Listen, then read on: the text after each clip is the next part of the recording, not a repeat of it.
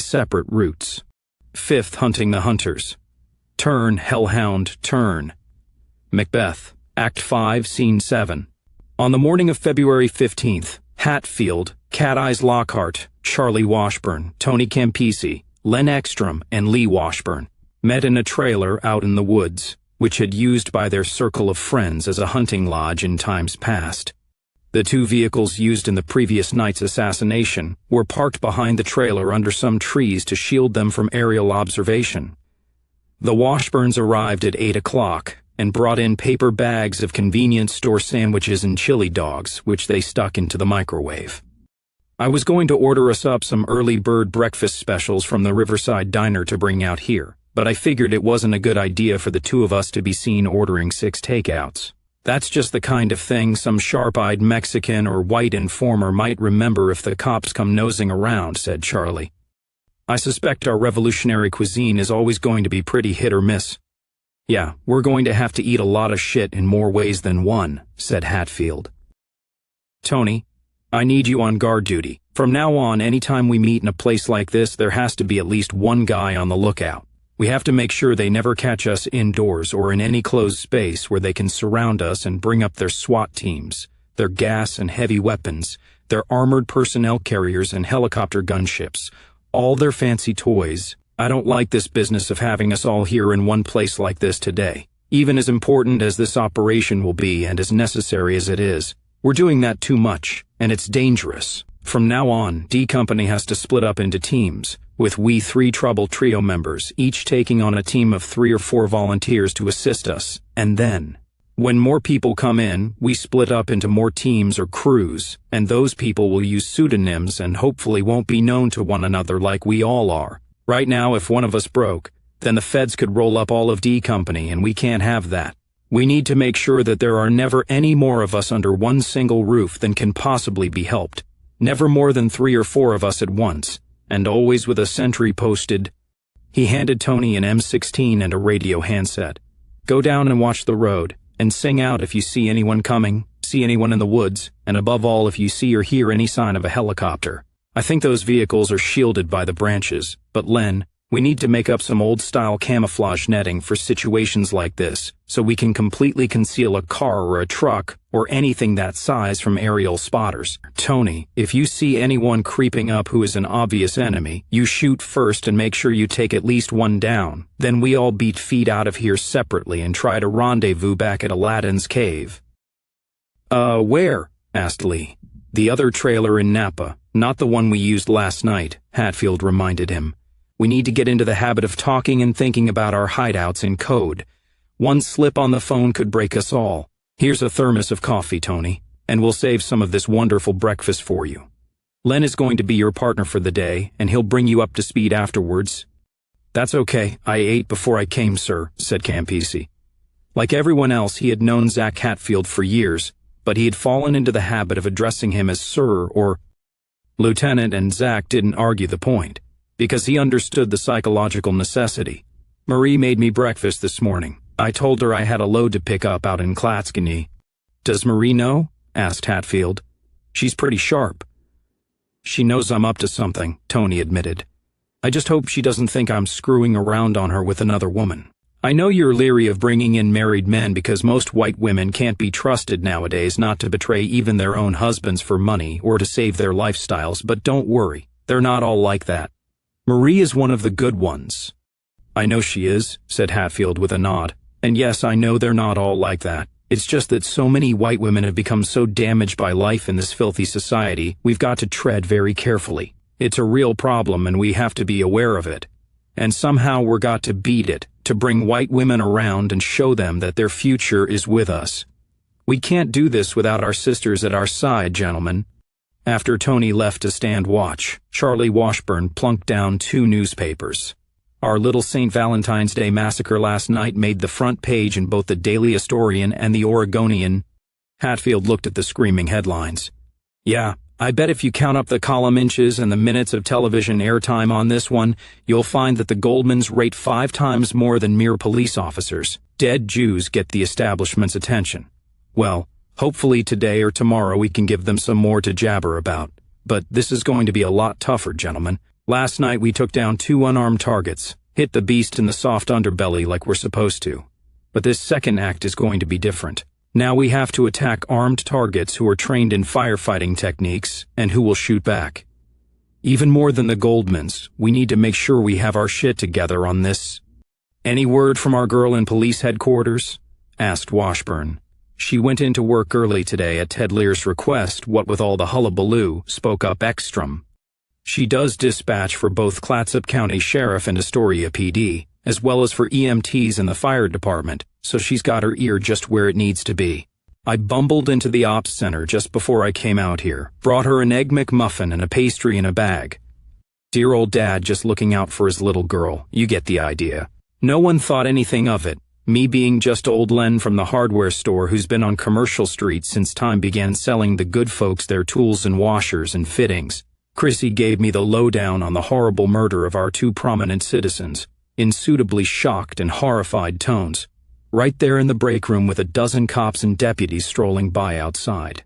They haven't made anyone for the hit last night, but from what she hears coming and going, with this hit last night combined with the Lesbo Rubout in November and the mysterious disappearance of Burt Field's gun collection, all kinds of bells and whistles are going off down in Portland FBI headquarters, and there's definitely some feds on the way.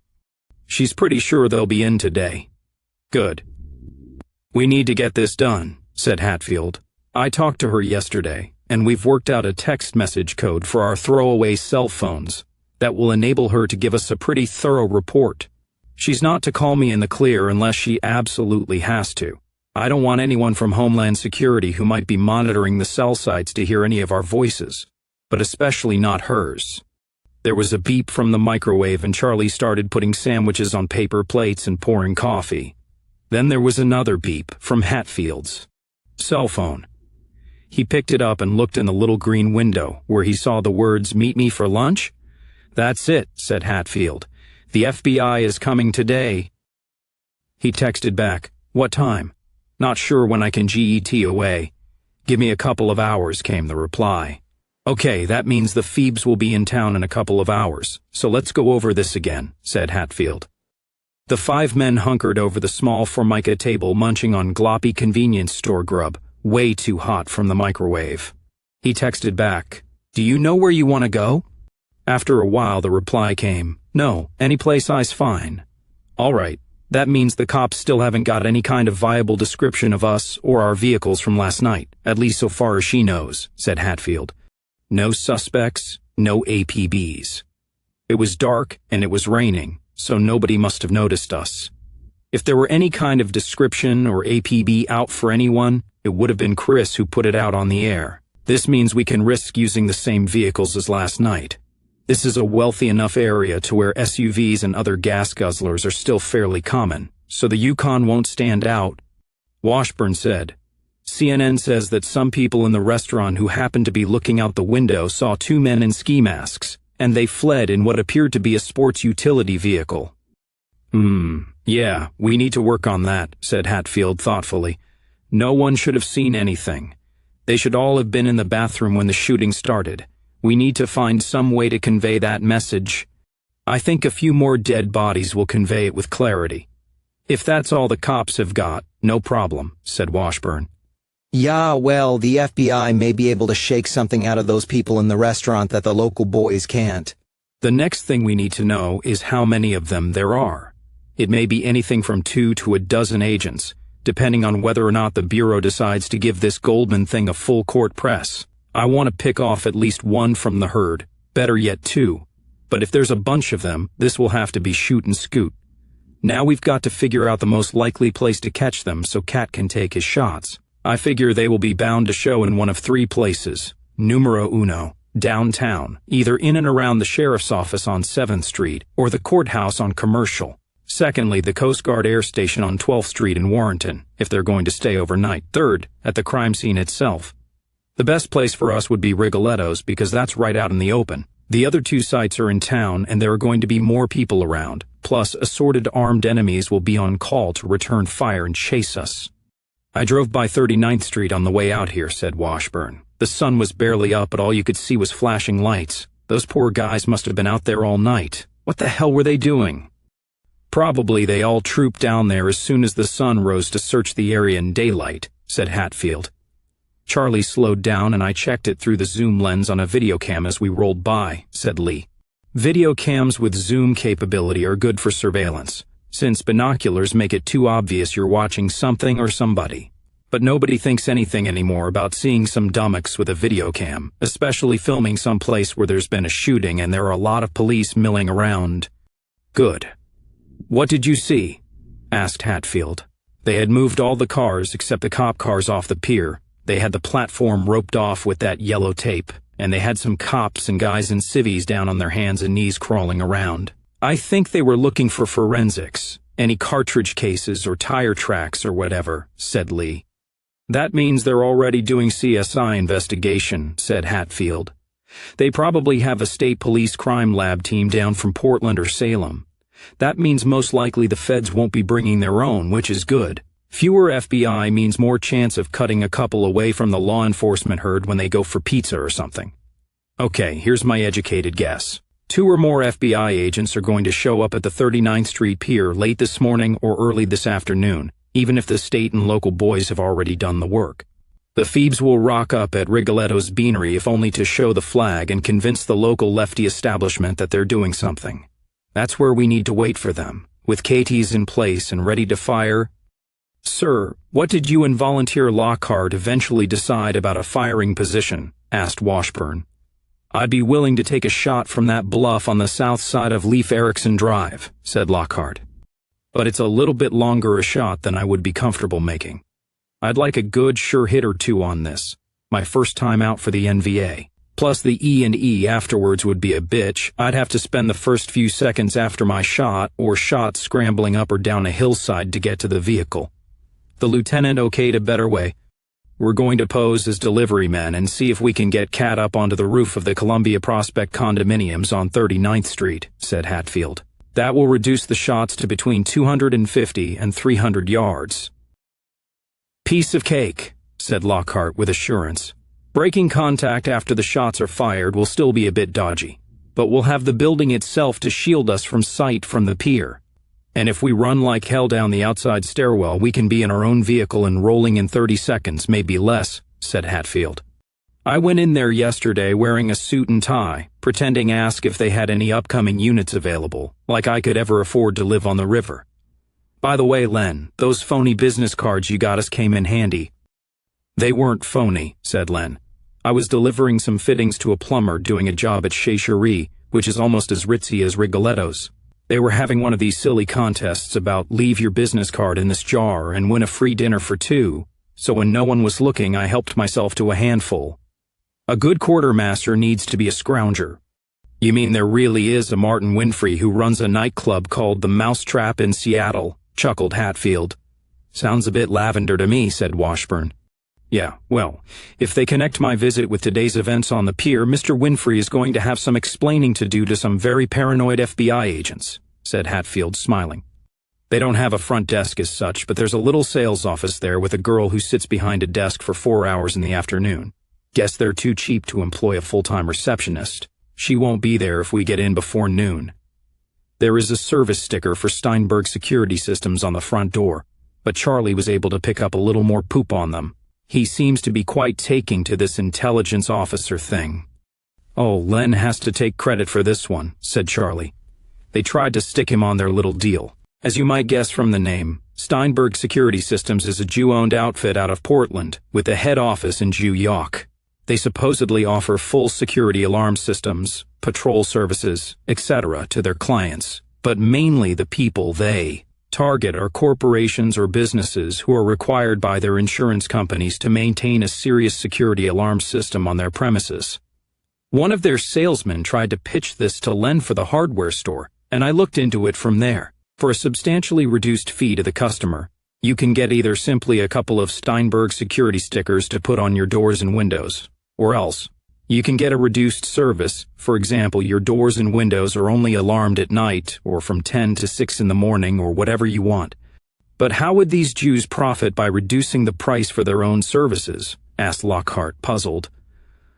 There are a lot of ways. The The customer gets a bogus certificate from Steinberg saying that they have installed an alarm and security system that is fully compliant with insurance requirements, so they save a bundle on their insurance without having to shell out themselves, and they kick back to the salesman, say half of what they save on the first year's premium, explained Washburn. Then if the customer wants to have a burglary or a fire later on that destroys a lot of overpriced or non-existent inventory, he's compliant and covered, and the insurance company has to pay up. Remember, this scam was started in New York, by Jews and for Jews. Also, Steinberg has been able to get a lot of contracts from the government for various bonded warehouses and office buildings, some of which don't even exist, but for which they have been collecting monthly checks of taxpayers' dollars for years, as well as contracts from major real estate developers, like that Jewish consortium that put up Columbia Prospect. One kosher hand always scratches the other. Jews always do business only with other Jews. Where'd you get all this? Asked Hatfield. This is just what's on the internet, laughed Charlie. Steinberg has been investigated 6 weeks to Sunday, sued more times than anyone can count, and they just keep rolling along. How? Asked Lockhart. Major campaign contributions to the Hillary Clinton for President campaign, said Charlie sourly. One thing I did tell Charlie, said Ekstrom angrily. Steinberg Security was supposed to be in charge of the alarm system for the apartment house in Portland where Christina lived. The two niggers who raped and tortured her just walked right in. No alarm was sounded. Looks like it was one of their special deals, said Washburn grimly. There's no real way to know, but I think it's a safe bet that you guys will be able to just walk right into Columbia Prospect. What's sauce for the goose will be sauce for the gander. Okay, Cat, I want us to get into position in the area so that we can get in there quick, said Hatfield. We'll wait at the Maritime Museum on Marine Boulevard. There are always vehicles parked there, and anyone driving by will think we're just tourists gawping at all the shippy stuff. As soon as we get word that the Phoebes are in town, we drive to Columbia Prospect and park in front like we belong there. We go into the building through the lobby, with those boxes I showed you held up to shield our faces from the security cameras, just in case they're operational. Are the boxes all scrubbed down? With alcohol and with a scotch pad, clean as a whistle, said Lockhart. Good. Don't touch them again without gloves. We're going to be leaving them behind, and I don't want them to find a single fingerprint. I hope you're as good with a lockpick as you say you are. When no one will hire you, you gotta make a living somehow, said Lockhart with a shrug. I never starved yet. We have to hope the roof door isn't alarmed, said Hatfield. I haven't been able to actually get up there and take a look. It should be okay as a firing position, but if it isn't, we'll have to go to Plan B, which is... asked Charlie. If for any reason we can't get up onto the apartment house roof, or the roof isn't suitable, we'll have to break into one of the third-floor apartments on the north side of the building, with a view over the river, and fire from one of the windows, said Hatfield. That may involve hostage-taking and restraint if anybody's home. I'll be carrying a bag that will contain duct tape, and some of those plastic ties we use to truss up Iraqis all the time. And also this little gift from Len. Hatfield took out a Ruger. Automatic with the front sight filed off and the muzzle threaded for about 1.5 inches down the barrel, and a long tube made of 2 concentric lengths of iron plumber's piping, the inner tube drilled full of neat holes, and the space between the 2 cylinders filled with shredded Brillo pads. It was a silencer. I hope we don't have to use any of these things. I'd especially hate to have to shoot some poor sod who simply doesn't know when to sit down and shut up. I really do want us to kick off the revolution here on the North Shore with no dead white civilians. All of this assumes the FBI will even show up at 39th Street, said Washburn. Suppose they don't? Once we know they're in town, if they haven't showed at last night's crime scene after a reasonable time, we're going to have to clock them, improvise and take them on the wing somewhere, said Hatfield. That's why I want you guys in 2 other cars. We have last night's transport, and I have that old blue pickup of Jules Corman's, with bogus plates, said Len. Okay, Len, you and Tony take the truck, ordered Zack. You need to roll over to Warrenton in case they head for the Coast Guard Air Station to use the federal computer system or secure communications, or to put up in the guest quarters for the night. Brigade tells us they've quit overnighting in motels completely, and they always stay on military installations or in some cases in special safe condos the feds are setting up for such purposes. See if you can find some excuse to hang around in the Walgreens parking lot on 101, just off the Youngs Bay Bridge. If they're headed for the base, they'll have to pass right by you and you can pick them up. Charlie, you and Lee need to float in the area of the sheriff's office because that's where we hope they'll show first. If you can spot them, fine, let me know. Otherwise, wait until I contact you. We're all using the same code, but Christina will call me and me only. She doesn't even know you guys are out and about. I will pass on whatever she says to both your cars. The main info we're hoping to get is a head count and any description she can give us, plus what they're driving. Now, on that subject, the brigade adjutant was able to give me some interesting info when I went up to Portland Sunday, continued Hatfield. Apparently when 1022 happened, some kind of contingency plan kicked in, and the FBI's first concern was for their own safety, which is typical of them. They have trotted out a whole fleet of specially armored vehicles for the use of their agents, not all one make.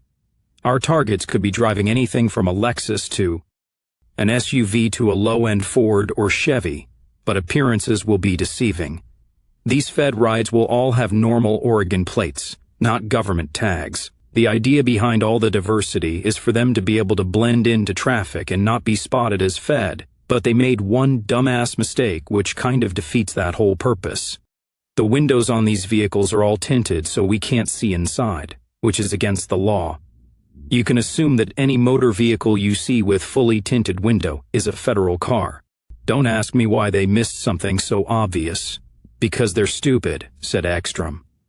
Bingo, and that's encouraging, said Hatfield with a smile. Any agency dumb enough to pull a boner like that isn't smart enough to catch us, eh guys? Now, on the armor. We haven't been able to get a look up close at one of these things yet, but it's supposed to be state-of-the-art armored. Chassis, a combination of steel and aluminum alloy, encased in a molded sheath of some kind of heavy plastic based on nylon so it's not as heavy as pure steel. The windows and windshield are top-of-the-line bulletproof glass, which isn't really glass. It's what they call a polycarbonate compound, and don't ask me what that is, but whatever this stuff is, it's stopped whatever we've thrown at it thus far, and not just in Oregon. The gas tank is self-sealing and can allegedly stand a tracer hit. The tires are some kind of super-duper steel-belted radial that's supposed to be proof against caltrops and landmines and whatnot. And the underside of the vehicle is composed not of steel but these nylon-sheathed plates, so they're not magnetic. Reinforced suspension to carry the extra weight, self-contained air conditioning with special filters that keep out outside air and any tear gas or other fumes. You get the idea. These Fed vehicles aren't tanks. They can be taken out by a roadside IED just like our Humvees were in Iraq. And I'd be interested to see what an RPG could do. Against one, but the main thing is that when they're in the vehicle, the FBI agents will be likely shielded from a single rifle bullet. I've got a full magazine of standard USGI tungsten armor piercing. If that helps, said Lockhart. It might, said Hatfield. A lot of this so-called bulletproof glass is quirky, and if you hit it at the right angle or velocity it breaches, as we found out on numerous occasions in Baghdad.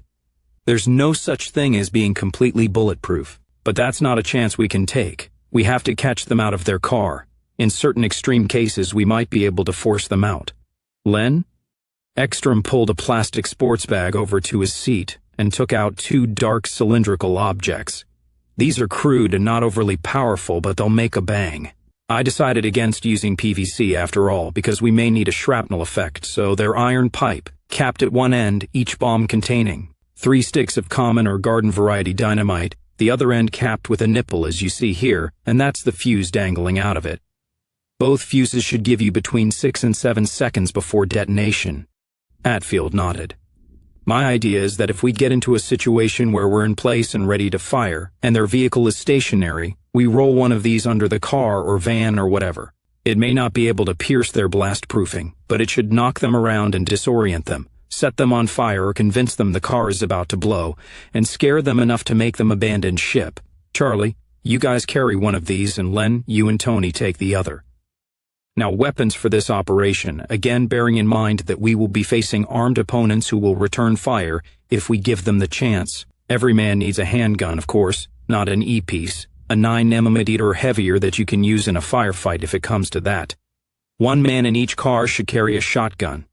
Len has brought 2 of those 10 gauges from Fields's. stash, and buck and slugs for both. In addition, the second man in each car will carry an automatic weapon.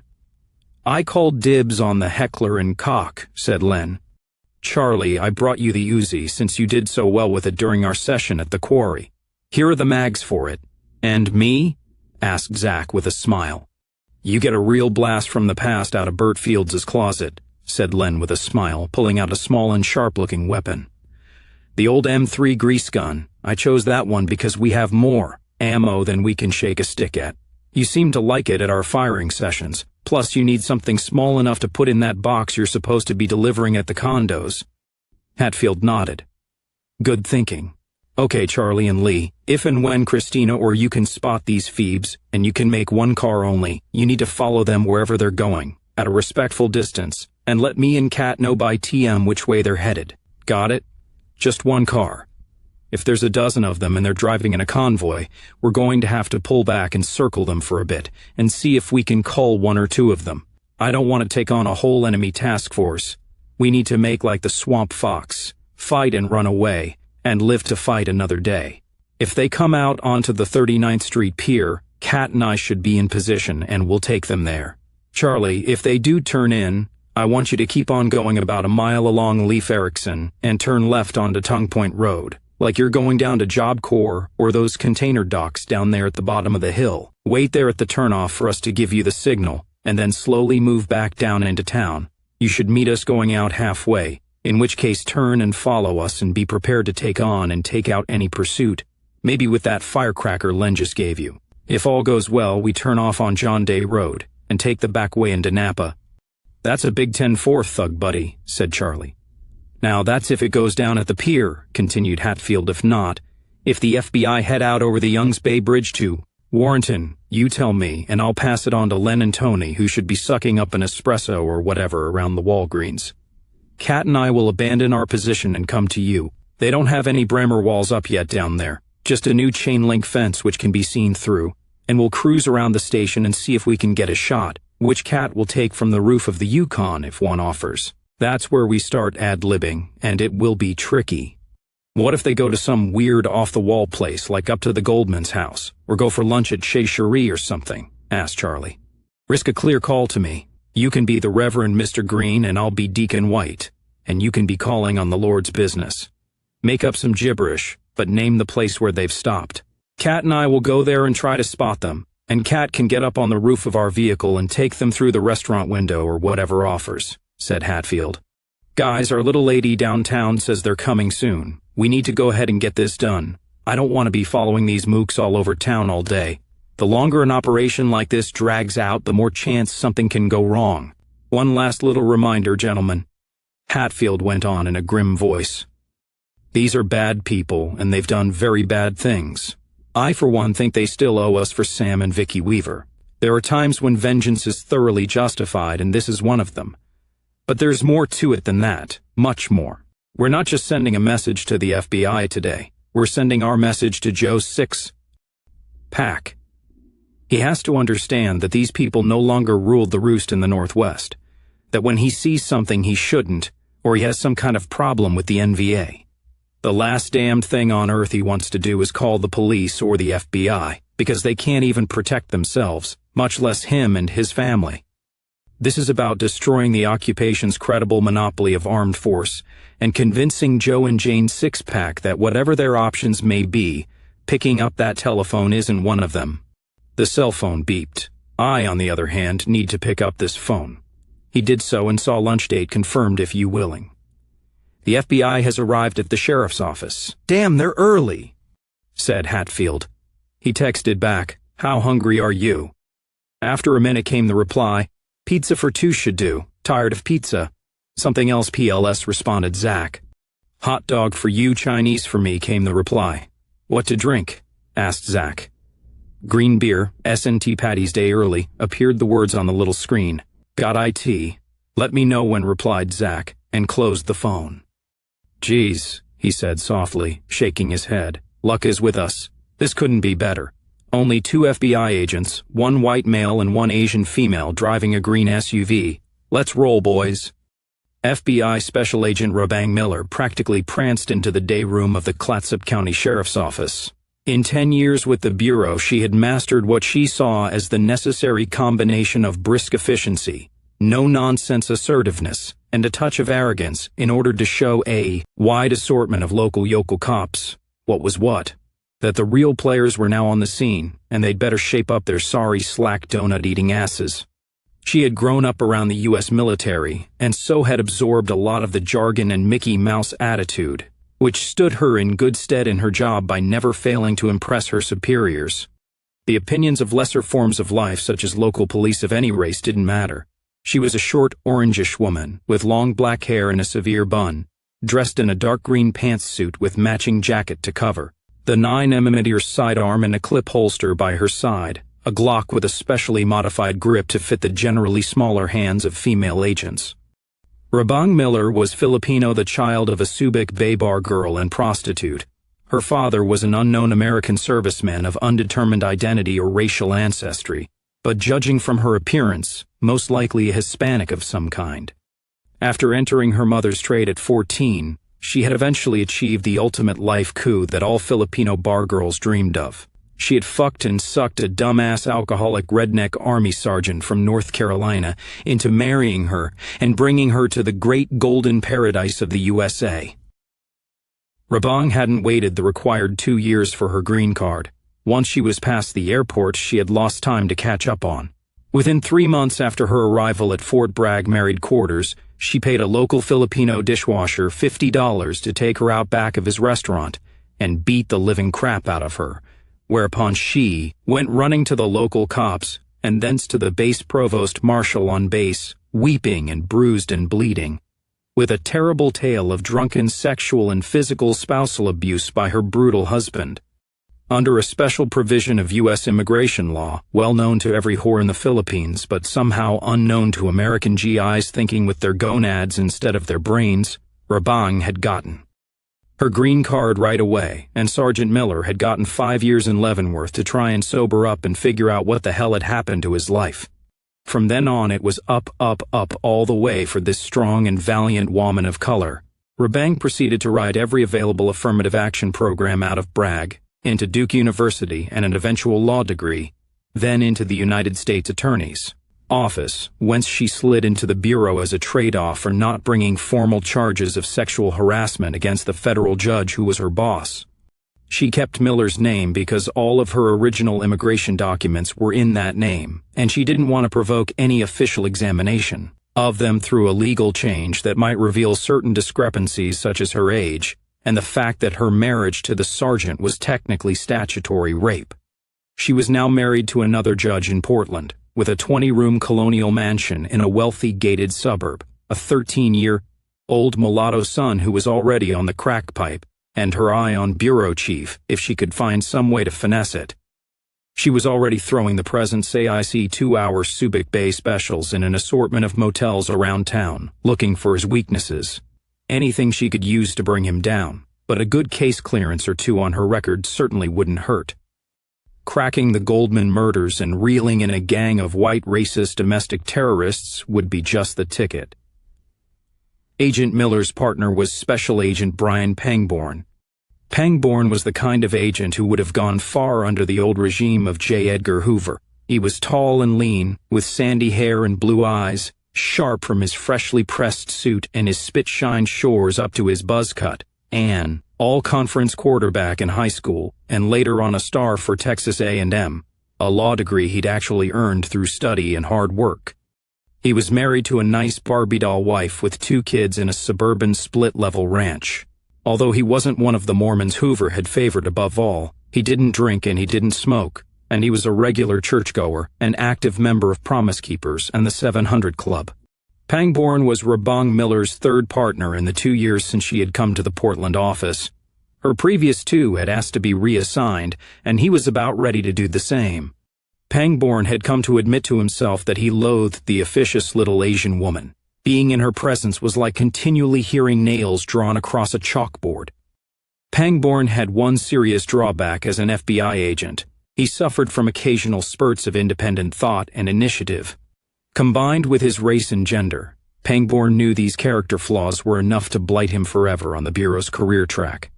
He'd already made his decision to put in his papers after 20 years and try for federal or corporate security, hopefully with NASA or one of the big oil companies back in Houston. Rebang Miller stomped up to the nearest deputy behind a desk. "Where's the sheriff?" she demanded. She whipped out her badge and ID with a practiced flourish. "Miller and Pangborn, FBI." She never identified herself to anyone without flashing the badge, and she always somehow gave everyone the impression that she expected her own theme music to well up in the background. The deputy was remarkably unimpressed. "I'll see if he's in." He picked up the phone. "Ted, those people from the FBI are here." Another deputy came into the day room. "Hey, is anyone here driving a green Chrysler Aspen with completely illegal full-tinted windows, parked in my parking space in the garage?" he yelled across the room. "That's our vehicle," Rebang called back. "What about it?" "Well, I just gave you a $250 ticket," snapped back the deputy. "Tinting is against the law, and taking my parking space damned well ought to be." "We are FBI agents," hissed Rebang in a rage. "So you don't have to obey the law like everyone else?" demanded the deputy. "Oh, sorry, silly me. What a question." At one end of the day room was a raised platform enclosed with 3 cubicle walls, which contained a combined law enforcement and emergency services 911 and dispatch radios, maps, and unit location board. No one noticed a slim blonde girl in long sleeves and trousers, sitting at a computer with a radio headset on. The girl quietly leaned over, took a look, and then surreptitiously pulled out a cell phone and started texting a message. Ted Lear came out of his office and extended his hand. He was a surprisingly young man of medium height and auburn hair with a slim and strong physique. "Hi," he said, forcing a polite smile and extending his hand. "Ted Lear, Clatsop County Sheriff. Miller and Pangborn, FBI," replied Rebang in a clipped staccato voice like a drill sergeant, flashing her ID again. She ignored the sheriff's outstretched hand, and Pangborn reached over and shook it before the snub became obvious. "Brian Pangborn," he said with genuine warmth. "Glad to meet you, Sheriff. There seem to be an awful lot of people hanging around in here 14 hours after a major homicide," said Rebang, looking around the day room disapprovingly. "I understand that your department doesn't give priority to hate crimes, Sheriff. This is the second double murder you've had in 3 months, both incidents clearly motivated by hatred against sexual orientation in the first case and racial hatred in the second. Why aren't all your people out there pounding the pavement, or better yet pounding your local racist inbreds and getting some answers as to who killed Jake and Irene Goldman?" "We're kind of old-fashioned here, Special Agent Miller," said Ted mildly. "We like to ask the questions first, before we start beating on people. By the way, you said the homicide here last night was racially motivated?" "Of course it was," screeched Rebang. "Our information is that the fascist terrorist called in to your local newspaper and claimed credit." "Someone called the editor of the Historian, yes," said Lear in the same mild tone. "No, I was curious because you used the term racially motivated. I didn't think Jews were a race." Miller suddenly pulled up, realizing she had inadvertently made a potentially dangerous error in politically correct nomenclature that did not need to get back to her superiors. "Well, you know what I meant," she explained lamely. "Persons of the Jewish faith are one of the officially recognized politically protected special victim categories. All offenses against Jews are hate crimes under the law." "So they are," agreed Lear. "Would you step into my office, please?" Once inside Lear's office with the door closed, Rebang launched herself at him again like a striking snake. "All right, cut the bullshit, Sheriff. You know damned well that you've had 4 hate crime homicides on your turf, plus the disappearance of a large number of privately held firearms, and the NVA claimed credit for the killings last night. Time for you to wake up and smell the coffee. You've got a racist death squad operating right here in your little tourist paradise, and we are here to make sure it gets crushed out of existence, and fast. The Portland office doesn't want any of this disgraceful foot-dragging that occurred in the murders of Elizabeth King and Martha Proudfoot. If you don't get some results within 48 hours, the U.S. Attorney in Portland is assuming jurisdiction over these cases under the Patriot Act as domestic terrorism. The Bureau will be taking over completely. And I will tell you right up front that these murders and that gun raid aren't the only things that we will be investigating." Lear ignored the threat. He sat down behind his desk and replied calmly and rationally, like someone trying to explain something to a stubborn child. As I have repeatedly briefed the U.S. Attorney, the Oregon Attorney General, and various people from your own office, there was no foot-dragging in the Liddy King and Martha Proudfoot murders, he told them patiently.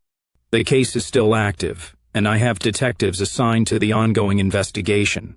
The reason we haven't arrested and charged anyone is simple. We have no idea who did it. It wasn't the husband, because he was in jail here on a potential domestic violence preventive detention warrant and also pending an indictment for hate speech.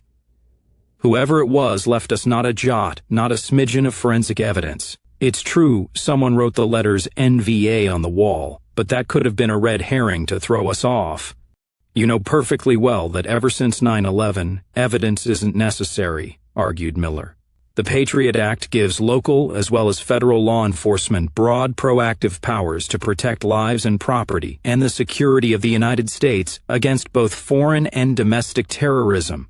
If you've got two brain cells to rub together as a law enforcement officer, you know, or else you damned well should know, every individual in your county who so much as harbors a racist thought. I have to admit, I've never arrested anyone for their thoughts before, confessed Lear. Well, with two murdered Jews on your doorstep, don't you think it's fucking well time you started? Shouted Rabang in anger. You've got to know who these people are. It's your business to know. No, ma'am, I don't know, said Lear wearily. Where do I start? Anyone who has ever complained about losing his job to an illegal alien or an affirmative action employee? Anyone who has ever had his son rejected by every college he applied to and then dragged away into the army and killed in Bumfuckistan? Anyone who has ever been imprisoned for contempt of court because he is unable to pay his credit card company after they sued him? Anyone who ever had an elderly relative in a nursing home injected with poison and legally murdered under the Senior Citizens Quality of Life Act? Anyone who has ever had a child raped or murdered or mutilated, or their brains fried like an egg on drugs in our brave new world here? Anyone who has ever walked through a public park with their children and seen two third-worlders copulating like dogs under a tree? Where do I start? No, I mean it, really. Since we're just pulling names out of a hat, who would you like me to arrest first for unapproved thoughts? Pangborn and Lear both understood that this was terribly dangerous talk, and if he kept it up, there was every chance he would leave his own office in handcuffs on a federal charge of hate speech, but Lear couldn't seem to help himself. Pangborn caught Lear's eye and shook his head. Before Rabang Miller could explode, he intervened. Actually, Sheriff, we were rather curious about one individual whom we think is the kind who might be inclined to get involved in racist activity or domestic terrorism, said Pangborn, pulling out his notebook. A man named Jesse Lockhart, age 29, military veteran. Marginally employed white male, military veteran with the history of psychological problems, and several arrests for hate crime that he seems to keep slithering out of somehow.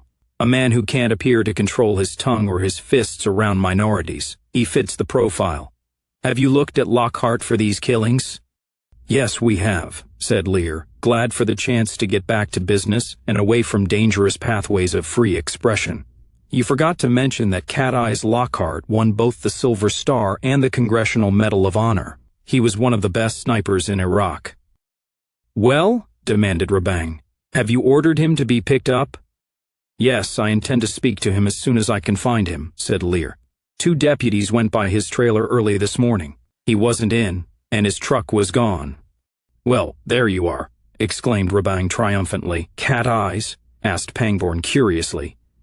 In Iraq, they said he could see in the dark like a cat, without his night vision gear or his infrared scope, said Lear.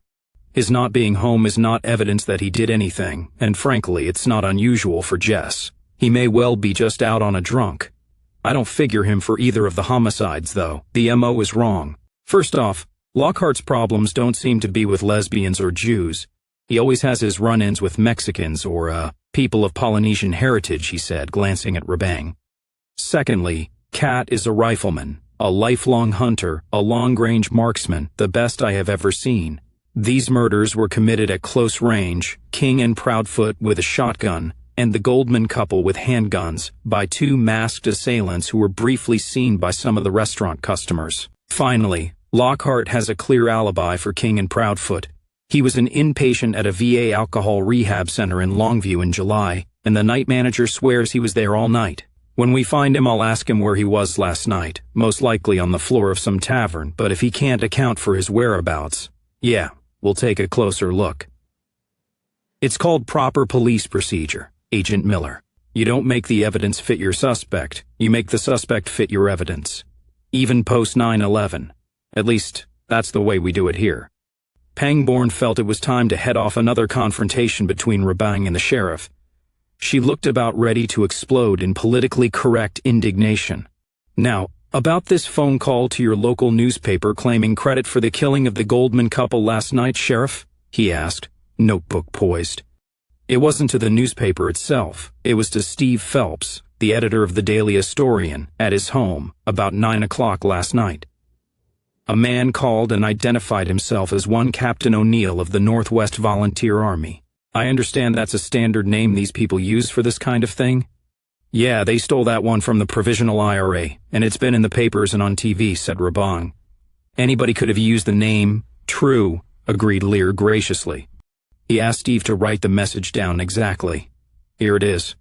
Lear picked up a torn sheet from a notepad from his desk and read, at 8 p.m. on February 14th, an active service unit from D Company, 1st Portland Brigade, Northwest Volunteer Army, carried out an enforcement action under General Order No. 4, issued by the Army Council on November 24th of last year, ordering all non-whites, including Jews, to leave the territory of the Northwest American Republic forthwith. The NVA accordingly has shot dead Jacob and Irene Goldman for non-compliance with that general order. All Jews and non-whites who are apprehended by the NVA will be similarly dealt with. He put the paper down. That's it. I gather that's pretty much their style? He asked. That's their racist, fascist, anti-Semitic jargon, yes, snarled Rabang. And do you still deny you have one of these racist murder gangs operating in your county, Sheriff? I never denied that we did, protested Lear. Maybe we do, God help us. But you will notice they said Portland Brigade. I think there's a very good chance the shooters came down here from outside, from your bailiwick up in the city. Rabang was getting more and more steamed. You need to get out of your denial phase really fast, Sheriff, because I am starting to wonder about you. We passed the crime scene on the way in here, and we saw the units there. Did the CSI team from the Oregon State Police get here yet? Interrupted Pangborn. He was used to trying to keep a leash on Rabang, but it was getting harder and more distasteful all the time. Yes, they're out there now, and I just came back from there when you arrived, said Lear. I was out there all night, if that improves your opinion of my professional zeal any, Agent Miller, but there was damn all to find. The rain washed away any traces of anything, and they must have used revolvers, because there were no cartridge casings found. Or else if they were real pros, they policed up their brass, said Pangborn. Maybe, conceded Lear. The medical examiner's preliminary opinion was medium-heavy handgun rounds either, or capped, devastators or something like that. Both of them shot once in the chest and twice in the head. Judging from the blood splatter patterns, they got hit in the head when they were down to finish them off. That sounds pretty professional and pretty damn cold to me, like the kind of thing we're seeing in Portland or Seattle or Spokane. We'll take a look ourselves, snarled Rabang, getting up. Knock yourselves out, said Lear cheerfully, glad to be getting rid of them. Agent Miller, if you guys can find anything out there I missed, I'll buy you both dinner when Rigoletto's reopens. Rabang ignored his tentative peace offering. Bullshit, she said. I told you. You get the cuffs on these racist motherfuckers within 48 hours, or the U.S. attorney is assuming jurisdiction, and you can look forward to a career as a security guard at Mighty Mart. She stalked out, followed by Pangborn, who turned at the office door and looked at Lear helplessly with a shrug. Lear gave him a friendly wave, the unspoken acknowledgement of helpless chagrin between white males in all strata of society that had been growing more in common over the years. When the door was closed, Lear picked up the intercom. Dispatch, said a female voice. Hi, Chrissy, said Lear in a weary voice. Chrissy, could you radio Leo Galli out at Rigoletto's and tell him to tell the officers on the scene and those state forensics people that they are about to have the edifying experience of a visit from two charming folks from the FBI? They're on their way now. Sure, Sheriff, chirped Christina Ekstrom brightly. I'll let the guys know right away. After they received Christina's first signal, Hatfield and Cat Eyes Lockhart had driven directly to the Columbia Prospect condominiums, while the others headed out to move into their respective positions. It was a weekday morning and the condo parking lot was fairly empty. Hatfield carefully parked the Yukon at the far east side of the building. "When we make our run for it, we'll go down the outside stairwell," he told Lockhart. "Those trees in the edge of the building should hopefully prevent us from being seen." They got out of the SUV. Both men were wearing jeans, light canvas windbreakers of indeterminate color but with deep pockets, and rolled ski masks on their head like pea caps, with light sport shoes for running on their feet. They were within less than 400 yards of the pier platform and all the police activity, but the apartment building blocked the view. Hatfield scanned the area. No one seemed to be around. "Gloves now before we even go in to make sure we don't leave any prints anywhere," ordered Hatfield, and they pulled on their latex surgical gloves. "Make sure we remember to melt these down. It's possible to lift a print from the inside of a fingertip." They opened the back of the SUV and took out 2 cardboard boxes from the Longview Mighty Mart, a large squarish one labeled card table that contained Cat Eye's rifle and scope and magazines, and the other a large but suspiciously light one, which proclaimed itself to contain a 13-inch portable television set, but that actually had Zack's M3 submachine gun, magazines, and hostage-taking gear stashed inside. "No masks inside the building in case we run into anyone in the lobby or in the hallway. If that happens, heft your box to block your face from view. Let's go. We need to get up there and scope that roof out. We should have done that before, but there were always too many people about, and I didn't want anyone to notice me prowling around on the roof. I don't like taking chances like that. I think I need to work on my planning a bit better next time." "Hey, Lieutenant, you know what they say," responded Lockhart cheerfully. "No plan survives the first day of combat." "I don't want the plan to survive, I want us to survive," said Hatfield. They entered the lobby, boxes carefully held at shoulder height to block their faces from the security camera in the corner. Hatfield glanced over and saw that the small office was dark. There was no one there and no one in the lobby. They pressed for the elevator and got in, and rode up to the 3rd floor, holding the boxes up again as the doors opened. They stepped out. No one was in the carpeted hallway, although they could hear the sound of a television from within one of the apartments somewhere on the corridor. "Left," said Hatfield. They went to the far end of the hall and opened the door into the stairwell. One flight of stairs took them up to the roof. Cat put down his box and tried the door. It opened. "Didn't even have to pick the lock," he said triumphantly. Zack propped open the door with his own box as they stepped outside. It was a cold gray morning, and the wind whipping off the river rattled the branches of the trees along the river walk. "Down," ordered Zack. "They might be able to see us out here, especially if they've got binoculars." The two of them low-crawled across the roof to a low brick parapet topped with an ornate iron railing, approximately 20 inches high, and Cat Eyes looked around him. I don't know about this, sir," he said dubiously, shaking his head. Zack saw what he meant. From where they lay, they could see the 39th Street Pier and the platform at the end of it whereon stood the Yuppie restaurant and a series of smaller shops. There were at least 8 police cars there or parked along the pier, blue and red lights flashing, and a large official-looking van that had to be a crime scene unit. Cops were standing in clumps, smoking and drinking coffee, or sitting in their cars, obviously waiting for something, but the view was blocked by several tall elm and maple trees along the river walk. It was winter, and the branches were bare, but they were shivering and waving in the wind. "I can try to fire through those branches, but they'd play hell with my visibility through the scope, and if the bullet hits one, it will deflect. But there doesn't seem to be any place better up here." Lockhart pointed. To the volunteers' left, the roof sloped at a high angle and ran right down to the brick buttress all along the building. It would be impossible for Lockhart to crouch behind the cover of the small brick retaining ledge anywhere but here in the east corner, in order to clear the trees and get a clear shot. He would have to balance at angle on the sloping roof, and he and his rifle would be clearly visible to anyone on the pier who happened to glance up. "The only thing I can think of would be to climb up and over the roof and lie full length on the other side of it, and use the roof itself for cover," Lockhart went on. "But I'd still have to stick my head up pretty far to see what was going on and take a shot." "You'd also be completely visible to anyone on the other side of the building," said Hatfield, shaking his head in disgust. Plus, when we E&E after the shots, you'd have to scramble down this side of the roof within range of their weapons, a dangerously exposed target yourself. Damn, Cat, I'm sorry. I should have gotten up here and checked it out first. Let that be a lesson for me. No, this is bullshit. We'll have to use one of the windows. Let's go back.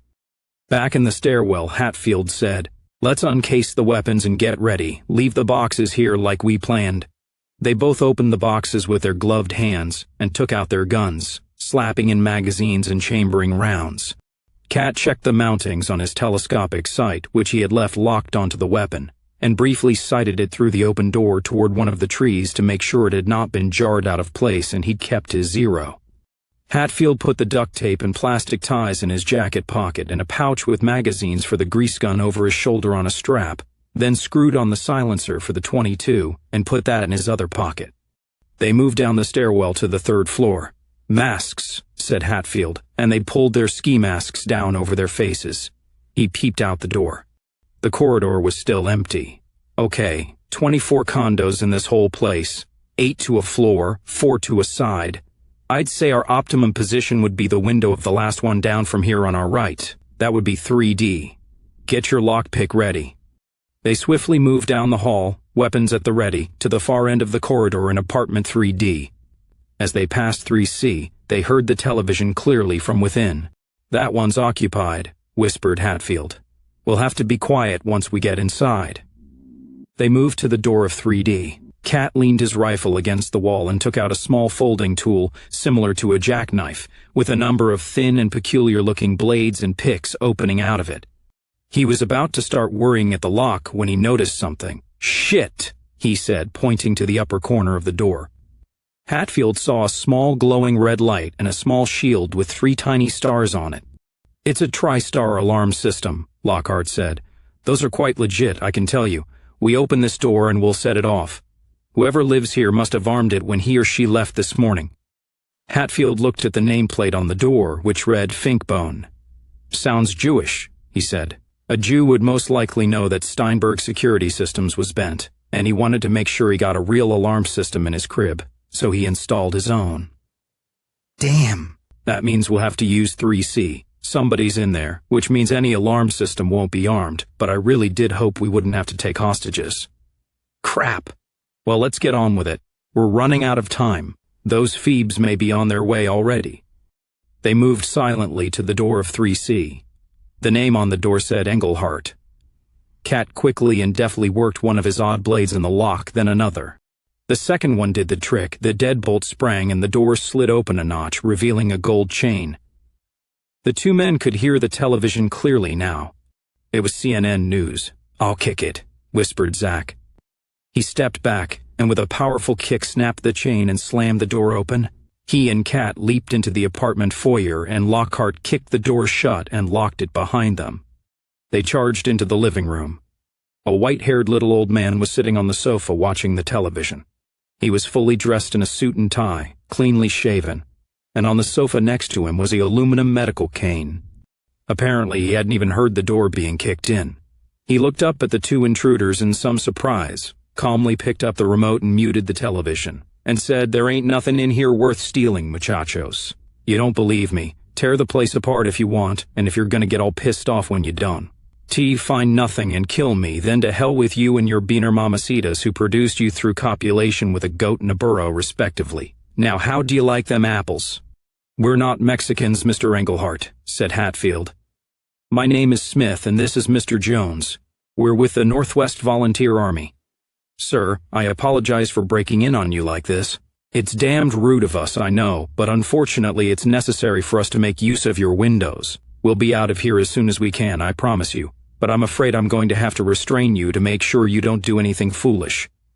Mr. Jones, check the rest of the apartment. Make sure there's no one here." Cat headed first into one bedroom, then the other.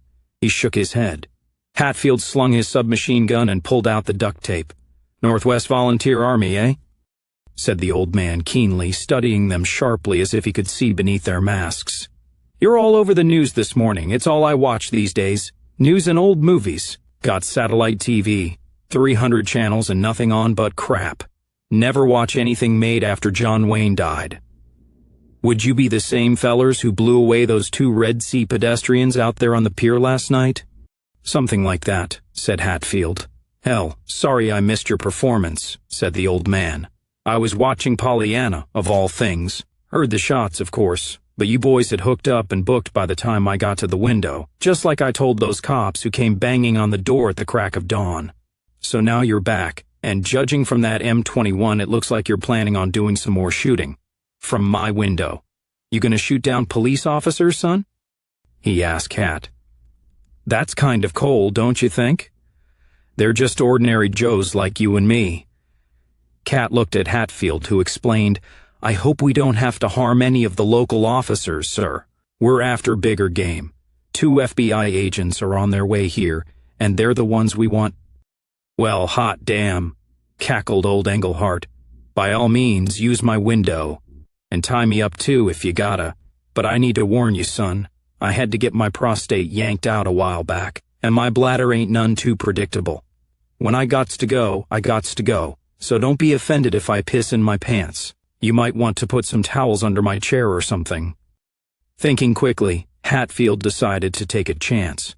Sir, we really don't want to tie you up or gag you or inconvenience you any more than we have already, but we have a job to do here, and we can't risk you cutting up rough or trying to telephone anybody or yelling for help at the wrong moment. Cat Eyes was already peering out of both windows. He selected the one on the right, opened it, quickly removed the screen and closed the blinds to a small aperture of about 18 inches. He moved a small table beneath the window and pulled up a chair. He sat down and attached a clip-on bipod to the rifle's barrel a few inches behind the muzzle, wrapped his left arm through the sling for extra bracing, and sighted left to right. Perfect, he said. Mr. Englehart, will you give me your word that you won't try to interfere with us in any way? Asked Hatfield. If so, we'll keep an eye on you, but we won't tie you up. You got it, son, said the old man. But on one condition. When the time comes, I want to peep out this other window and watch. You don't like federal agents, Mr. Englehart? Asked Lockhart in amusement. The old man scowled. I don't like anyone who has anything to do with the government that stole my Social Security that I paid into all my life, blew it all in the stock market when they switched over to those personal investment accounts, as they called them, and left me to live on $445 a month compensation benefit, which I only get because I was already drawing Social Security when it went belly up. When my grandchildren get to be my age, they won't get doodly squat, but they still have to pay deductions to pay. Off the deficit those sons of bitches ran up in Washington when they gambled away the Social Security fund like so many drunken sailors. How can anyone live on $445 a month? Asked Hatfield in wonder. And if you don't mind my asking, how can you afford to live in this place? Oh, the Jews who built these condos got a complete rebate on all property taxes forever and a day from those corrupt leeches in the state and county government. No taxes or water or electricity rates at all, so long as they reserve 2 apartments for codgers like me, so-called deserving seniors, snarled the old man. Me and old lady Hoskins down in 2B drew the short straws. I'm a veteran, Vietnam. That's how I recognize Jonesy's weapon there. I used to tote the old M14 myself back in the day. Betty Hoskins got in by claiming she was a dyke, which is kind of ridiculous for a woman of 75, and it shamed the hell out of her, but what the hell else could she do?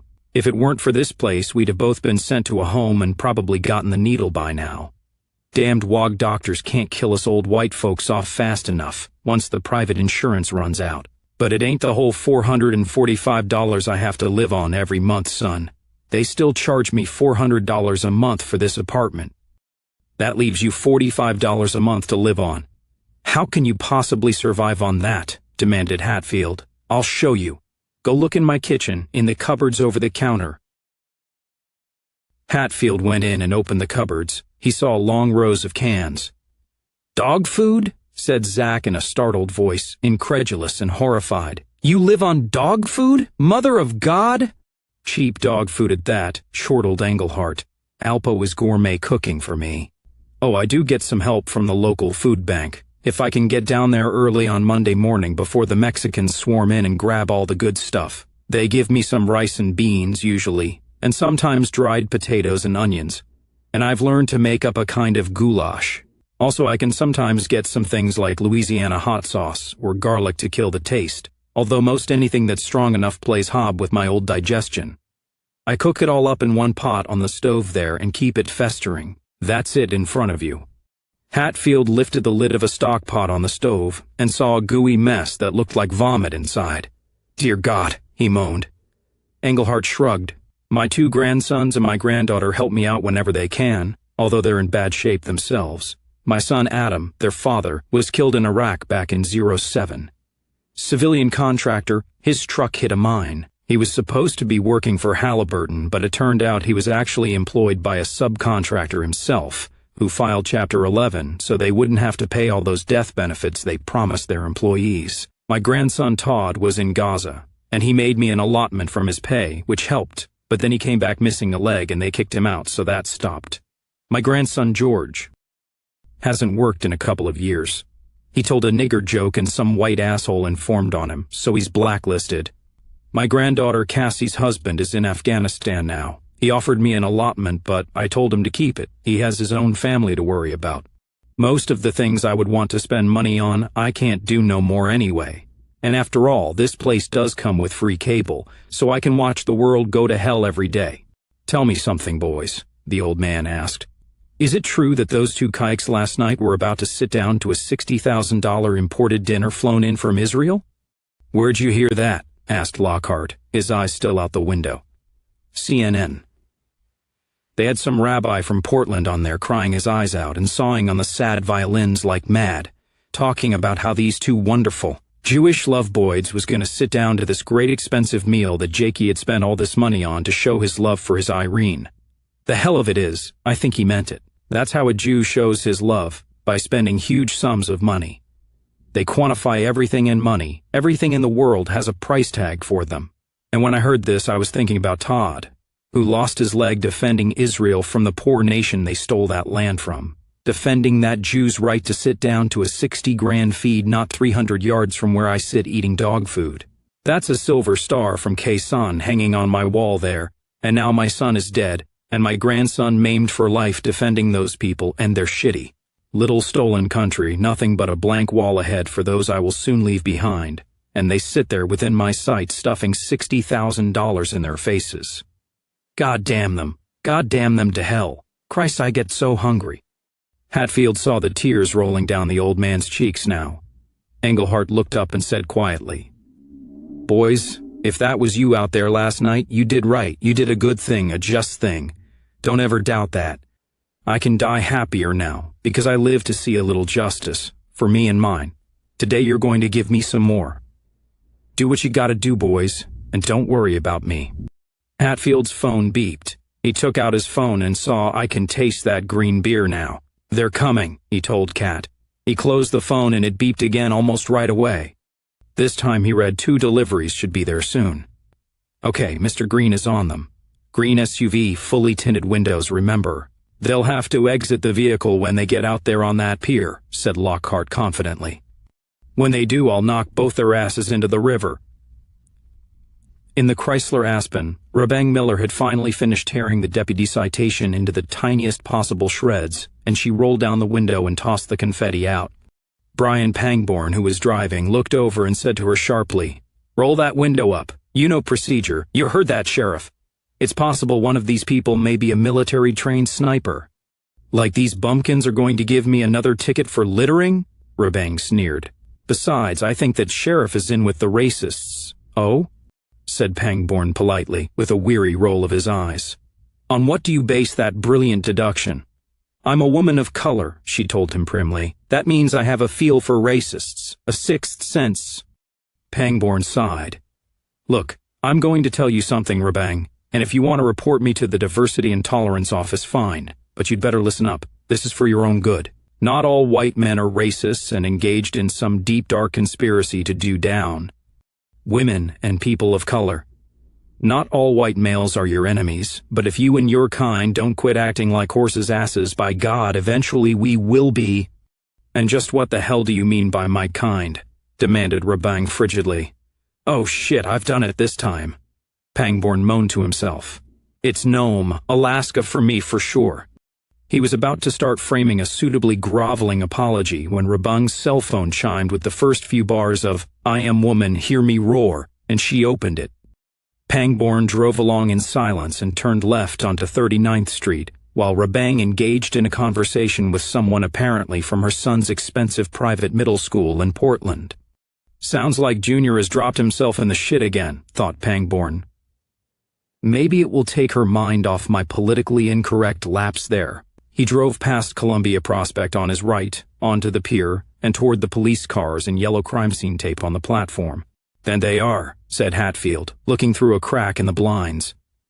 Old man Engelhart gingerly peeped out the second window through the blinds as well. "Got him," replied Lockhart, sighting the rifle and slowly matching the Chrysler's pace.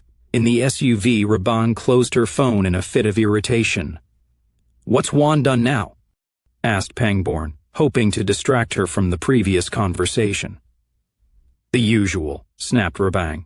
"Just a few rocks in his locker this time, but this is one time too many and they're talking expulsion. If he gets kicked out of Westwood Academy, that will be the second school this year. I told the principal I'd be in for a parent-teacher conference at 1 o'clock. "That's going to be cutting it pretty close," said Pangborn as he slowed to a stop by the state police forensics van. "We'll be at least half an hour here, then 2 hours minimum back to Portland, where we'll run into lunch hour traffic." "I don't think you can make it. You better call him back and reschedule." "Fuck it," said Rabang. "I'm not going to risk throwing another $8,000 down the tube because that little junkie can't even finish a semester. Let's go back now." "Back to Portland? Now?" asked Pangborn, stunned. A senior Clatsop County deputy was walking over to their vehicle. "Aren't we supposed to be investigating a double homicide?" "Screw that," said Rabang. "You heard me tell Cletus back there that he's got 48 hours to catch these racists, and since I doubt if he could catch a cold, in 2 days we'll be back here with full authority and our own team, with a list of names from Homeland Security. We will shake every tree in this county, gather up all the apes who fall out, and use the Dershowitz protocol to get the information we need, as well as all the confessions we need." The deputy was knocking on the window. Pangborn rolled his window down and flashed his badge. "FBI," he said. "Hey there," said the deputy. "Sheriff said you guys would be coming out. We've been waiting on you." "Can you give us a minute, deputy?" asked Pangborn, and rolled up the power window again. "I know why the Dershowitz protocol was instituted and all, but I have to confess, I'd like to get a confession once in a while, without sticking hypodermic needles under people's fingernails," he told his partner in exasperation. "Never mind that," said Rabang. "Turn around and head back for Portland. I'm officially mommy-tracked, and that means I can take personal time anytime I want. And if you have any questions about it, I will be glad to have Zack Weinstein sit down with you and explain it all to you in words of one syllable." For Pangborn, that was definitive. The whole office knew Elliot. Weinstein was banging her. The white male agents even referred to it as raw banging in the cafeteria and the club bar, after the obligatory glance over their shoulder to see if anyone was listening. What the hell, he thought. I thought I was an FBI agent, but I draw the same pay as a taxi driver for this bitch, so why not? Besides, there was something else, a sixth sense left over from Pangborn's own time in Iraq. The sheriff's talk about Lockhart's sniper skills had bothered him at some deep level, and now he glanced over at the apartment building behind him. The roof, all those windows. In Baghdad, he and his men would never have gotten anywhere near a building like that until it was cleared and secured with artillery or an airstrike. Or by dumb Marines who were adrenaline junkies in love with death, and who liked nothing more than kicking indoors to see if anything went bang. Suddenly leaving here didn't seem like such a bad idea. If the Sais griped, he would simply tell him about Rabang's mommy track, which she actually had quite right, bureau-wise. Fine, said Pangborn, backing the SUV around and driving slowly back off the pier and out onto 39th Street. Home again, jiggity-jig. Behind them the deputies stared at one another in astonishment. What in the name of the devil? They're leaving, hissed Hatfield. They were tipped off somehow, said Lockhart. I can't believe it. Do we abort, sir? Asked Lockhart. Zack took a deep breath. Like hell we do. Maybe they've been tipped, maybe they just got spooked, maybe they got called back, who knows? But I can see them, goddammit, and they're not getting away from right under our noses. No matter what, we're taking those bastards down today. Let's go. Hatfield quickly pulled out his wallet, pulled out all the cash he had on him, and laid it on the table.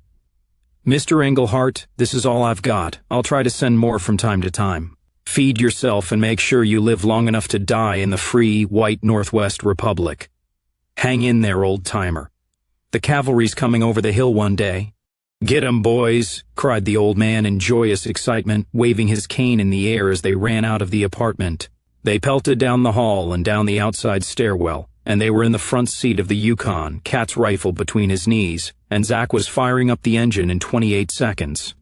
Zack pulled onto 39th Street just in time to see the green SUV turn left onto Leif Erikson Drive. Looks like they're going back to Portland for some reason, said Hatfield. Or luring us into a trap, suggested Lockhart.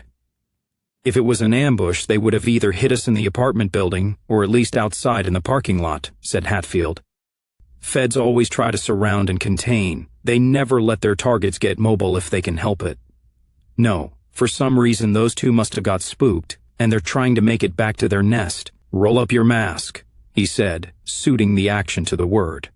Don't want people to see two masked men driving down the road. After last night. After a little speeding, Zack now had the Chrysler in sight. They were doing the speed limit of 35 miles per hour on the winding road out of Astoria. There was another vehicle between them. Zack took out his phone and hit the speed dial for Charlie Washburn's phone. It rang and Charlie answered. "Praise Jesus," he shouted. "Sorry about the call, Reverend," said Hatfield, "but I don't see any other way to do this. You know we were all going to gather at the river, the beautiful river, but we got a couple of sinners here who done backslid and have turned their faces against salvation. They're headed in your direction. ETA maybe 90 seconds. Green Chrysler Aspen, fully tinted windows, which I can't think of any way to say scripturally. Could you please show them the error of their ways and await our second coming, that we may smite them with a rod of iron? Verily, we shall vouchsafe unto them the holy hand grenade of Antioch. Reverend, that's not the Bible." "That's Monty Python," said Hatfield in exasperation. "Just keep far enough back so you don't go to your own heavenly reward. And always look on the bright side of life, my son." Charlie hung up. "I tell you, if that was recorded and played back in court, we could plead insanity," said Hatfield. "They're going to try and use their pipe bomb blow the feds off the road at Tongue Point. As soon as their vehicle stops, we take them. Somehow, I'll get up on the roof and fire from there," said Lockhart. The funny feeling in the back of Brian Pangborn's mind hadn't gone away.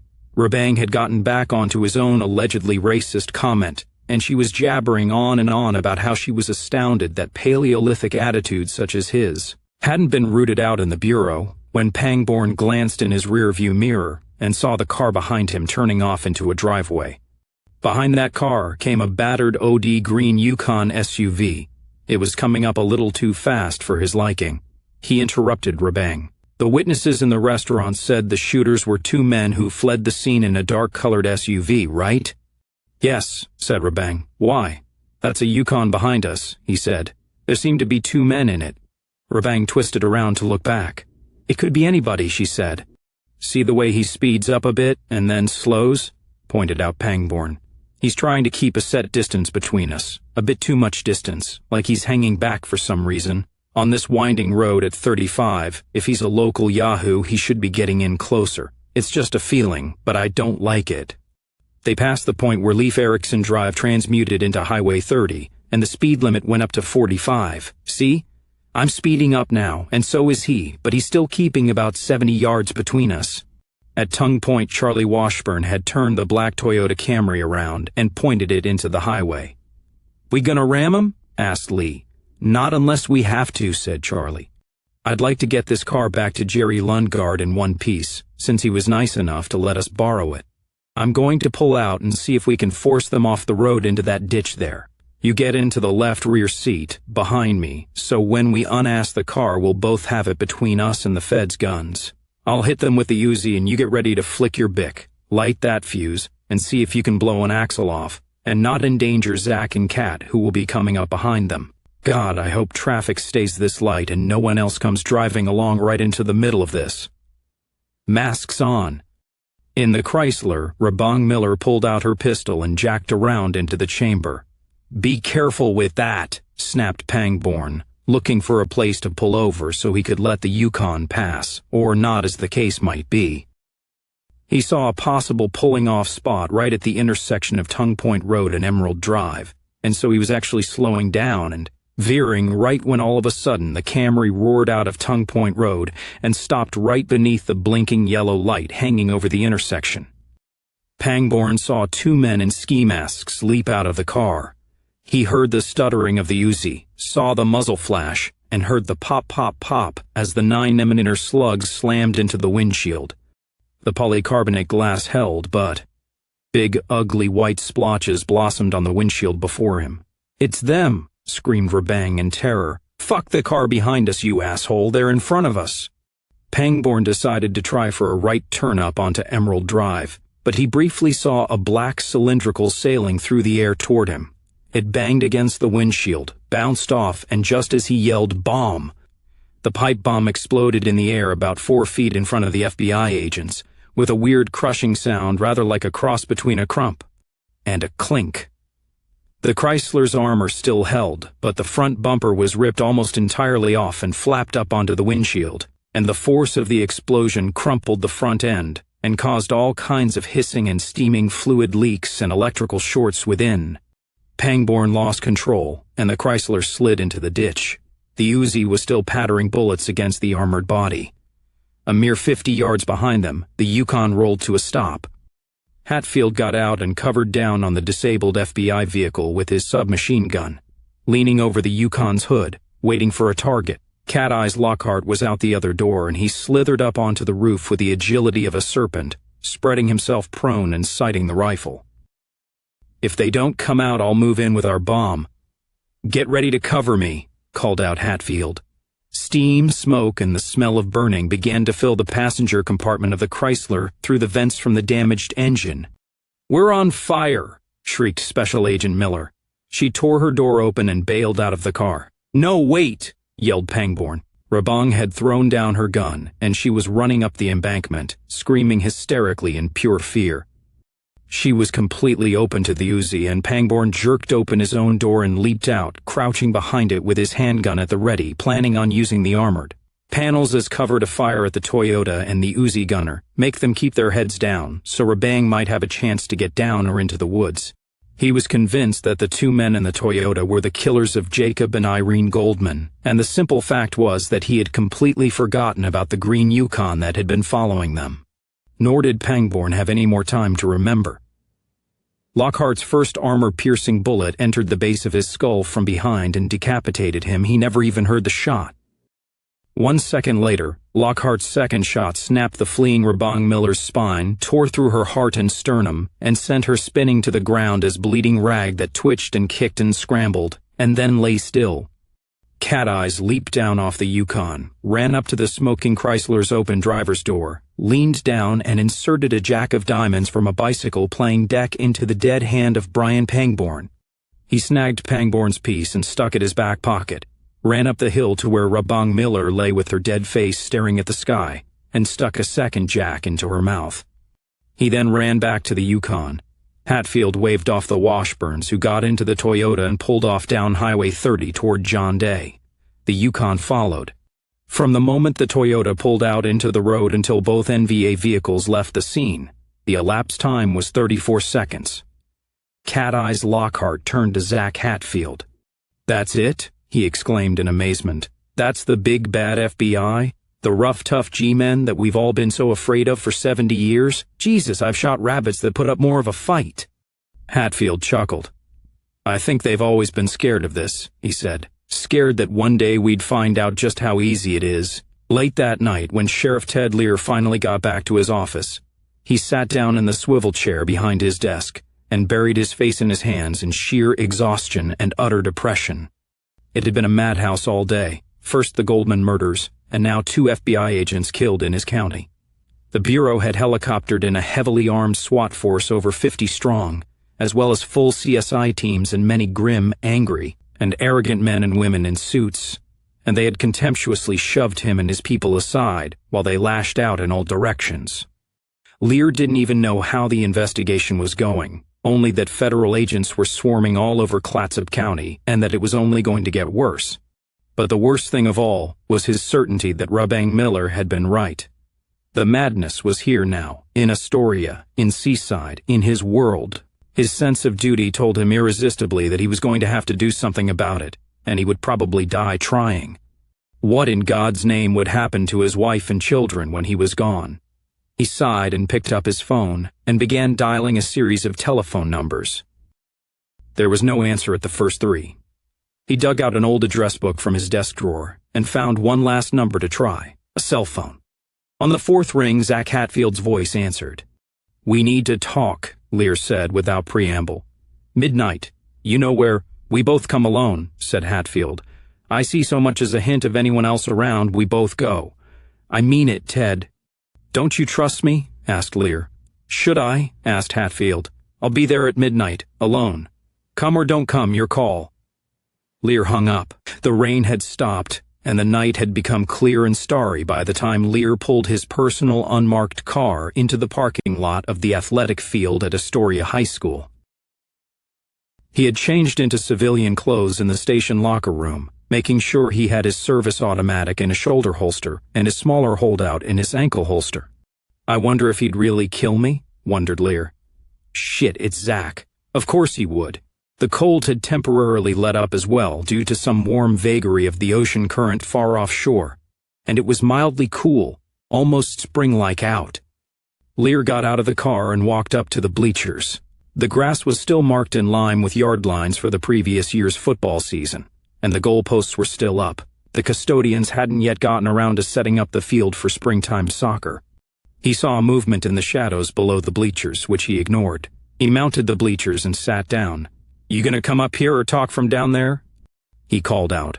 Hatfield climbed up from below the bleachers and sat down on the same row, to Lear's left, although not within reach. Lear saw that he was wearing a broad-brimmed felt hat that he vaguely associated with the now outlawed Party of the Revolution.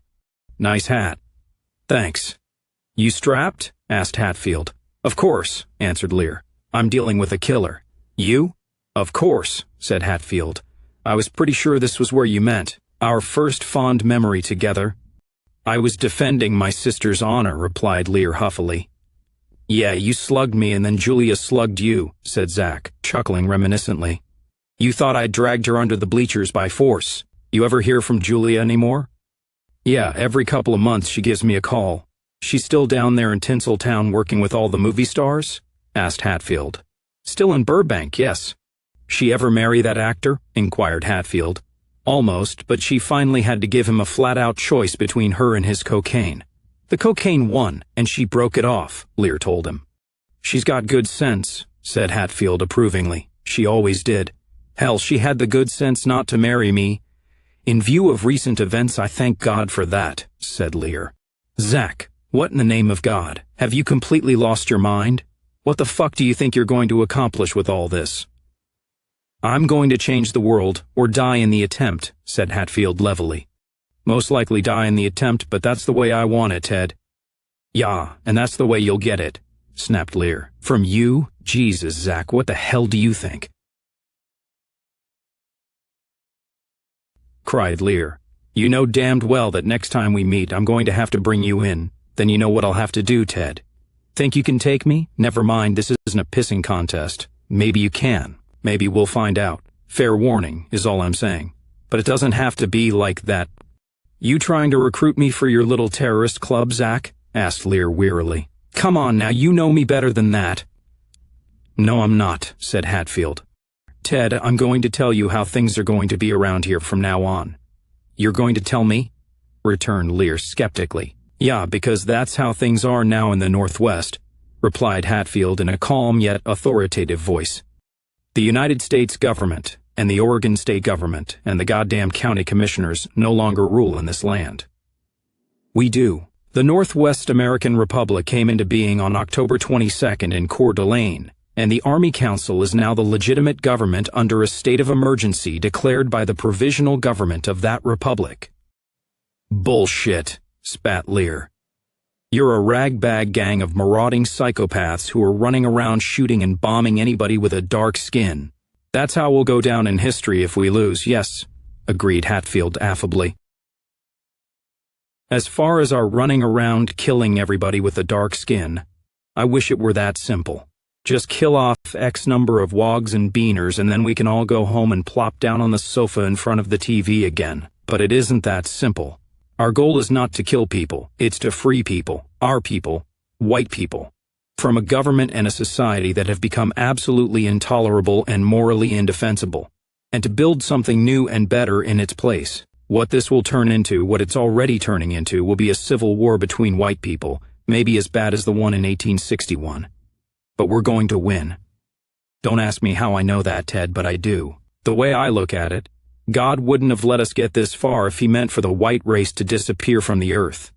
Anyway, I won't argue the point. In the final analysis, all law and right and government is based on organized violence.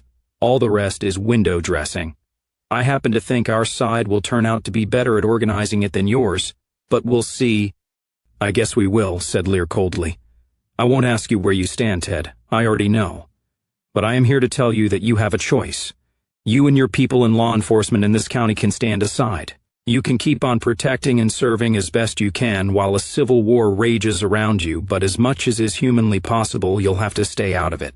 The NVA will give you every bit of help we can. We'll meet you halfway. It will be a hard choice, terribly hard, and I understand that we're putting you in a position that would be absolutely impossible if only the alternative wasn't infinitely worse. And how would you suggest we go about standing aside while you guys are moving through Oregon like a death wind, gunning people down right, left, and center?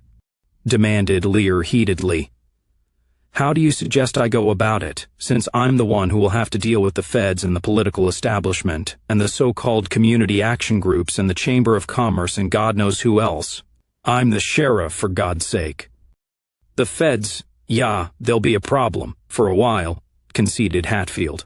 For a while? Asked Lear incredulously. After a time, Ted, they're going to have so many problems on their plate that this little county in rural Oregon will drop down pretty low on their list of priorities, said Hatfield grimly. This Phoebe crew that's running all over town tonight like termites will be pulled back to Portland a lot quicker than you may think, because from now on, every day they're going to have a whole new raft of things to investigate, not to mention more dead FBI agents to bury. A year from now, those two dead suits down the road on Highway 30 will be nothing more than a footnote. As to the local lefties and neocons and general American assholes who have been yanking your chain ever since you've been in office, don't worry about them either. The Clatsop County Diversity Commission? We're going to diversify their asses right out of here. The Hispanic Coalition? In a fairly short time from now, you won't hear a word of Spanish anyplace in Astoria. The Gay Pride Association? Every bugger boy in the county will either get the hell out or they'll get a enema. They say that all politics is local. Well, one of the things that will happen during the Northwest Revolution is that all these local PC pressure groups and special interest lobbies and whatnot that have been making normal people's lives miserable and poisoning little towns like this with their crap will disappear because the people involved will disappear. There's nothing like a bullet in the head to make people shut the fuck up. And my department is supposed to do what? While you slaughter all your political opponents like this was Israel? Inquired Lear politely. Do whatever you have to do to make sure that the real community here survives. The people who were here before we got discovered by the goddamned retiring baby boomers and the hippy-dippy granola crowd and the faggots, said Hatfield. The real people, the white people, the ones who used to do all the work before the Mexicans came. Just kick us with the side of the shoe, Ted, not the toe. We'll be able to tell the difference, and we'll reciprocate. So let's see, you're planning to kill off or drive out the Mexicans, the blacks, the homosexuals, anyone to the left of center. The Jews, of course, anyone who supports Hillary, anyone with a colored skin, and the Asians as well for good measure. Did I leave anybody out? Oh, those will do to be getting on with, said Hatfield with a chuckle. My God, you're serious, breathed Lear in stunned amazement. Oh yeah, they're all going to go, Ted. And if you try to stop us, you'll go. That's not a threat. As God is my witness, I don't want to do anything like that. Not to you, not to your family, and certainly not to Julia. But I'm simply telling you how things will be, and if you should get lucky and succeed in killing me, then there will be more of us stepping forward to take my place. Always remember, you're not just dealing with me. You're dealing with the 1,000 men who are standing behind me. After a time, if you fight us, the level of backup you can get from the feds or the state will dwindle away as they're whittled down elsewhere in places they consider a lot more important than an almost empty county on the north coast of Oregon. Any reinforcements going, any troops that can be pulled away from Iraq or Venezuela or Afghanistan, the government will send to Portland or Spokane or Seattle. Not here. In the end, it will be just you and your remaining handful. And by that time you'll be facing some very hardened and serious men whom you really don't want to meet in a dark alley. That's it, Ted. That's the situation you're confronted with. I'm damned sorry about it, but I can't tell you anything else. Beautiful, sighed Lear. I won't ask you what your decision is, said Hatfield, rising to go. I know you're going to have to play it by ear. Let's hope it plays out okay for both of us. One last question, Zack, said Lear. This may sound irrelevant and probably silly, but does this have anything to do what happened with my sister and you? I mean, you know Julie. She's going to ask one day. Hatfield sighed. You mean if we'd gotten married and I'd been able to get a real job, and we'd made a home and a family together, would I be doing this? Probably not. But don't you dare tell her that. It's not Julia's fault, and I don't want her blaming herself for a single second. None of it's her fault. It's the fault of my being born white and male and poor, with no hope of college, so there was only the draft. It's the fault of the fucking U.S. Army for extending my unit's tour in Iraq time after time, year after year, not even letting any of us come home on leave anymore for fear we'd desert. I can understand how she got tired of waiting, Ted. Frankly, by the time I got back, I was so fucked up that I wouldn't have made much of a husband for her or a brother-in-law for you. I'd ask you to give her my love next time you see her, but I don't suppose that's appropriate under the circumstances. No, it isn't, agreed Lear. But I'll do it anyway.